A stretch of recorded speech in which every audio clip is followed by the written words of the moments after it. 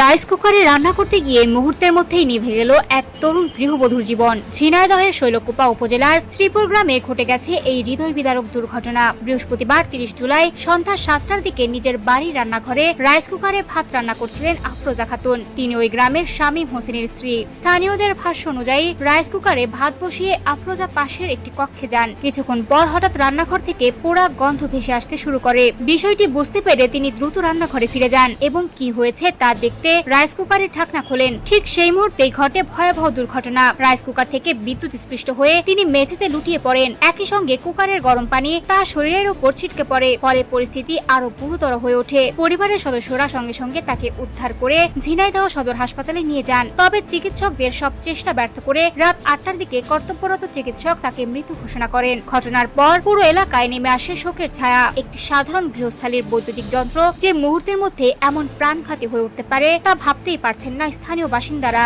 এ বিষয়ে শৈলকুপা থানার ওসি হুমায়ুন কবির মোল্লা জানিয়েছেন, শ্রীপুর গ্রামে রাইস কুকারে ভাত রান্না করার সময় বিদ্যুৎ স্পৃষ্ট হয়ে আফরোজা খাতুন নামে এক গৃহবধূর মৃত্যুতে তার মরদেহ বর্তমানে ঝিনাইদহ সদর হাসপাতালের মর্গে রাখা হয়েছে। ঘটনার প্রয়োজনীয় আইনগত প্রক্রিয়া সম্পন্ন করা হচ্ছে।